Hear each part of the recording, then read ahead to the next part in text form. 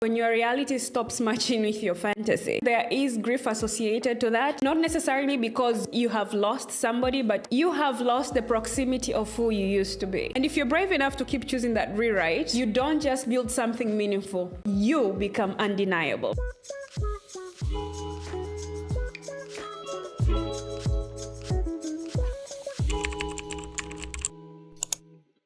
If you've been on the internet lately, you have probably seen the 2016 trend. People going back to old videos, old photos, and old versions of themselves. And just like you, I was a little bit shocked when I went back in time and saw what 2016 Kymmiee was up to. Not in a bad way, not in a I don't know her kind of way, more so in wow, I don't live there kind of way. It felt like I was opening a time capsule, reminiscing the time, looking at the version of myself who was young, full of hope. Everything was looking up back then. I had so many plans. You could see the fire. Well, mostly I was young and dumb, but there was also fire and hope. This big old grand life that I had imagined 2026 me would be living. 2016 Kymmiee had so much hope and dreams of how life was supposed to unfold. And then it made me realize something. Every new year, our timelines are always bombarded by the whole idea of reinventing ourselves, changing our dynamics, but more also it's always in relation to business. We talk about rebrands, we talk about strategy shifts, we break the whole year into quarters and plan along those for all the goals and matrices that we want to be judged for by the end of the year. But we rarely ever talk about the bigger picture, the identity pivot. The one that happens quietly, without an announcement, without a timeline, without any visible moment. And the biggest giveaway for this is the 2016 trend. If you go back in time and check yourself in 2016 and where you're at right now, that's a 10-year gap. A lot has changed. And I do hope for your sake, a lot has changed in your life too. You look back and you have grown in more ways than one. It's just not the age that has changed in you. There's direction that has changed in your life, and maybe things that you used to find important of high value back in 2016 are not the exact same things that you value or even care about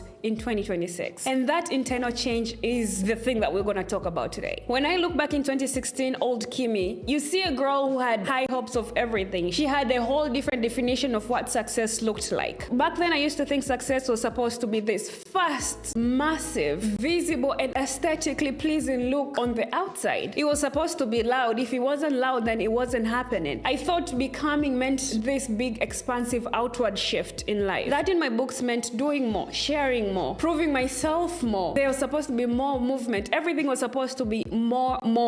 And if I wasn't doing more, then I wasn't changing or growing. I felt like growth is supposed to be this upward momentum. So anything that didn't push my goal or my idea of success up the hill in terms of momentum, then I thought I was failing. And then slowly, without even me realizing, I woke up one day and I realized my life is changing, but not how I thought change was supposed to look like. My life stopped matching the version that I had imagined. Not because it was worse or anything, it just became more true. And that's the identity shift that a lot of people do not talk about. When your reality stops matching with your fantasy, it doesn't necessarily mean you're failed. More so than not, you have evolved as a person. And when that evolution or growth happens, there is grief associated to that. Not necessarily because you have lost somebody, but you have lost the proximity of who you used to be. You stop resonating with old rhythms, old patterns, old definition of what success is supposed to be. There is a downside to this. It might feel a little bit lonely before it actually feels powerful. With time, you end up noticing you don't wake up one day and choose to say, hey, I'm gonna be different. It will happen in small little changes, and that's literally how identity shift tends to happen. Not in big declaration, but in quiet decisions that you start making for yourself. If you're listening or you're watching this and you feel like you're on the edge of your own identity shift, this is where it usually begins, and I'll take you through some of the processes that I tend to identify along my own personal identity shifts. You first have to define what identity is to you. And this has nothing to do with what you do or what you post, not what people know about or of you, but what you want to protect. So this will be what you want to prioritize and what you'll never compromise. An identity is usually easily revealed through the standards, the boundaries you make, and where you actually choose to say no and stand on it. Technically, it's all about standing on business. When you're going through this, you'll notice you start to be protective of your time. I knew time was one of my biggest resources that I had, and I was not willing to spend that casually. Consequences consequences be damned. Because in reality, time is just life in motion. So every yes you keep saying out nilly-willy is saying yes to committing to a version of yourself, whether willingly or unwillingly. The next time you want to say yes to something, either be it a plan, a promotion, a job, a request, whatever it is, before you say yes, you need to ask yourself, does this drain me or does this expand me? Is this an alignment or is this a distraction in my life? And when you keep asking yourself this with any plans that come on your desk, you will slowly notice that not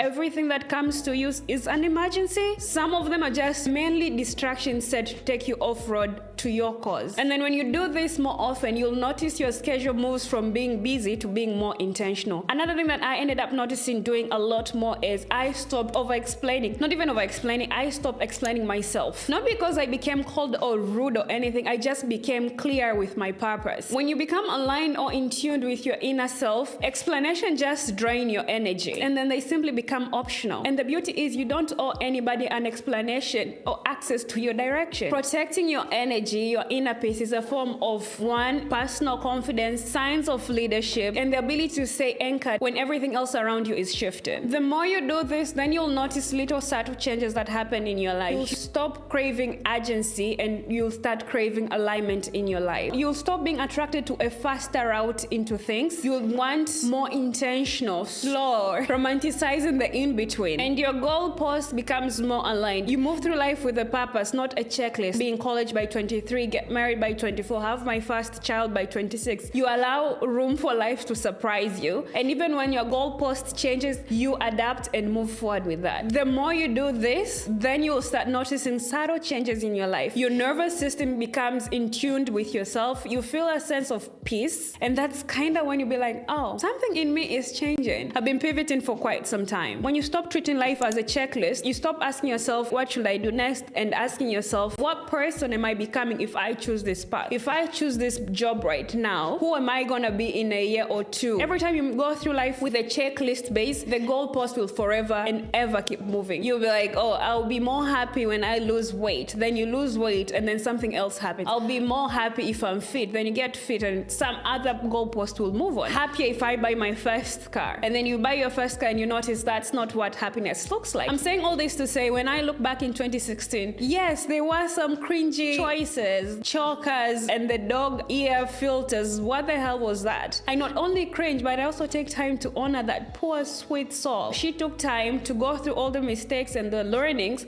and I am here 10 years later reaping the fruits of her seed. She built a bridge and I am the one crossing it right now. Here's a reminder to you, pivoting is not a failure. Sometimes pivoting can also be an evolution. And if you're brave enough to keep choosing that rewrite, you don't just build something meaningful, you become undeniable. Thank you so much for tuning in and for watching this. I am your host, Kymmiee Brown, and I will see you guys on the next episode of Kymmiee Unfiltered. Kymmiee out.